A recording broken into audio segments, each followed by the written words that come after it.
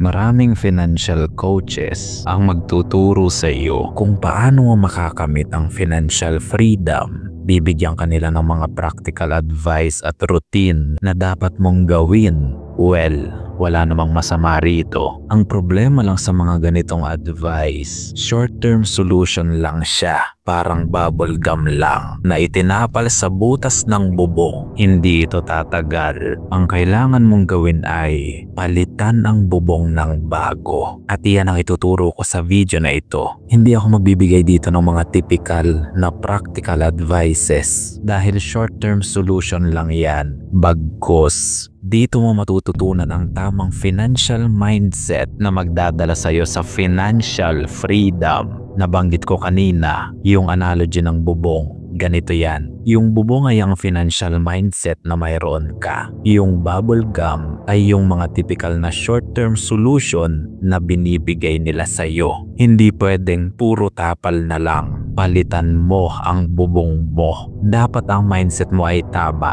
dahil kung hindi, walang mangyayaring financial freedom. Before I start, kindly hit the like and subscribe button and enjoy learning. Number 1. Find the right woman.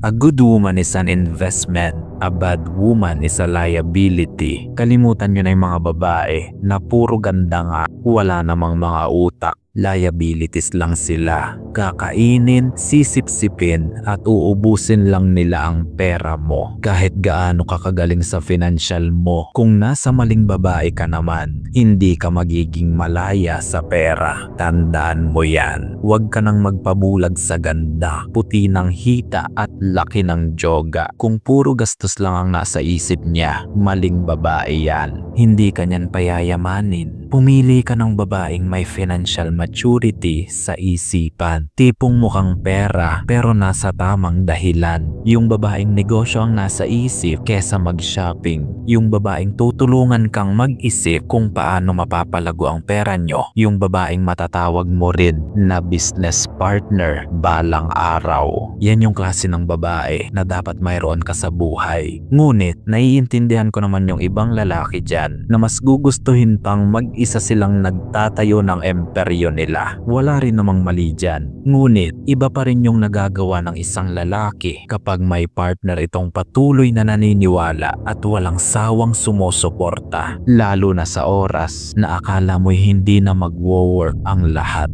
When I disappeared for almost 2 months, I thought of giving up on this channel. I was going to abandon it, but I continued because someone is believing in me, and all her support gave me fuel to continue this channel. And now, we are thriving. That is the importance of finding the right woman.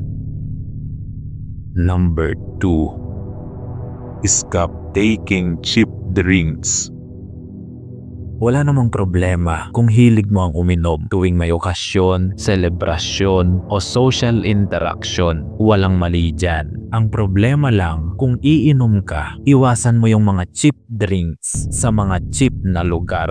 Makinig ka, hindi lang ito tungkol sa alak na iinumin mo. Tungkol ito sa mga muka at mga uri ng tao na makakaharap mo sa lamesa. If you hang out with cheap people, all they have are cheap ideas and cheap future. Kung iinom ka ng low class na inumin, edi malamang low class din ang mga kaharap mo. Mga low class na mindset at low class na future. Nauunawaan mo ba? Hindi ito pagmamataas. Dahil kung nais mong umangat sa buhay, huwag kang tatambay sa mga nasa baba. Ang katotohanan ay, kapag nakisama ka sa mga low class na yan sa isang lamesa, kapag alam nilang big time ka, ngayon ka pa nila ng pera. Ubos ang pera mo dyan dahil gagawin ka lang nilang utangan. Kaya sa susunod, huwag ka nang makisama dyan kung alam mong mga patapon na ang buhay nila. Magagaya ka pa sa kanila. Bagkus, doon ka sa mga mamahaling inumin. Naroon ang mga big ideas at abundant na mga tao. Doon mo makikita ang mga taong may mindset na katulad ng sayo. Sila ang kailangan mo dahil iaangat ka ng presensya nila. Inuulit ko, hindi lang ito tungkol sa alak. Ito ay tungkol sa uri ng mga tao na makakaharap mo sa lamesa. When you hang out with millionaires, you might become one of them. So be picky of whom you will have drinks with. Number 3. Don't be lazy. Napakaraming tamad na lalaki dito sa Pilipinas at patutunayan ko yan sa iyo. Napakaraming lalaki ang tamad gumawa ng pera. Tamad silang gumawa ng pera. Napakarami na lang energy para magpaputok ng 5 beses sunod-sunod. Pero wala silang energy na magtayo ng sariling negosyo o kumpanya. Kaya pansinin mo, ang daming pamilya ngayon sa Pinas, ang isang kayod isang tuka. Tapos ang daming mga anak dahil doon sila masipag. Ang gumawa ng gumawa, hindi ng pera kundi ng bata. Doon masisipag ang mga galunggong na yan. Ang dami nilang energy pagdating doon. Hindi sila magrereklamo na tinatamad sila. Pero kapag money scaling na ang usapan, mga tulog na yan sa tanghali, di ka na nila pakikinggan. Yan ang uri ng katamaran na dapat mong alisin sa katawan. Oo, maraming masisipag na Pilipino, pero masipag sila sa maling dahilan. Masipag sila sa maling paraan. Sayang ang sipag kung mali naman ang ginagawa mo. Number 4. Do productive things.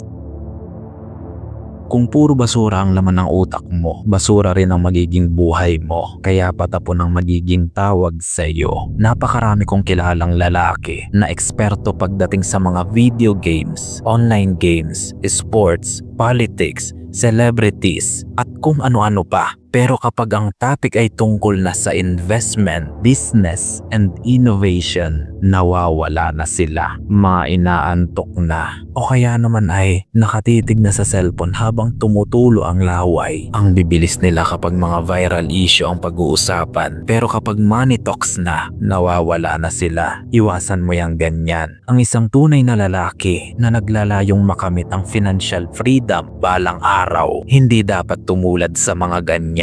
Bagkus, bilang lalaki, dapat araw-araw may ginagawa kang productive na matatawag. Bawat araw ay mahalaga, tandaan mo yan. Kung hindi ka naging productive ngayon, kawalan ito sa iyo. Lugi ka na agad ng isang araw. May diploma man o diskarte, di na yan mahalaga. Ang gagawin mo ngayong araw ang mahalaga. Either you do productive things and win this day, or you don't and lose another day. Number 5. Connect with big men. Maraming lalaki ang nag-fail dahil wala silang maayos na mentor sa buhay. Wala silang mentor na magtuturo sa kanila ng dapat gawin at iwasan. A mentor whom they can listen with obedience. Noong unang panahon, ang mga batang kagaya mo, tinuturuan mangaso ng mga lalaking mas may karanasan sa buhay. They are being mentored. At sa ganitong paraan, mas natututo sila sa kung ano ang dapat gawin sa pangangaso. Noong una, hindi pa ikaw matatawag na ganap na lalaki kapag hindi ka pa nakakahuli ng hayop. Iyan ang kailangan mo sa financial journey mo. Humanap ka ng paraan para makakonect sa mga taong posibleng maging financial mentor mo. Napakarami ng libreng kaalaman sa internet. Hindi mo na kailangan ng personal mentor sa totoong buhay. Pumili ka lang ng may maayos na kaalaman at impluwensya pagdating sa pera, at siya ang gawin mong virtual mentor. Kung sa tingin mo'y knowledgeable siya sa topic ng financial, siya ang gawin mong gabay. Sa kanya ka makinig ng mga bagay tungkol sa financial. Kung marami kang matututunan, mas mabuti gamitin mo ito ng may katalinuhan upang makamit ang financial freedom sa buhay mo. Number 6. Get to work. Tatapatin na kita, hindi sapat ang dasal lang. Samahan mo rin ng hard work. Ang katotohanan ay walang mangyayari kung puro prayer and fasting lang araw-araw. Kailangan mo ring kumilos. Tinang-ayunan na ito ng Biblia. God will bless the work of your hands. Kaya't walang rason para gawin mong excuse ang dasal para hindi gumalaw. Samahan mo ng hard work ang prayers mo. Ito ang powerful combination para makuha ang anumang gusto mo na loloobin ng Diyos. Ipagdasal mo sa kanya ang financial freedom na nais mong makamit, tapos samahan mo ng hard work. Ganyan ang tamang application nito. Prayer alone is not enough. God will bless the work of your hands. The blessings will find you on your way doing something. Gayunpaman, marami nga ang makakapakinig, ngunit iilan lang ang makakaunawa. Hanggang sa muli nating pagkikita, mga tapat kong kawal.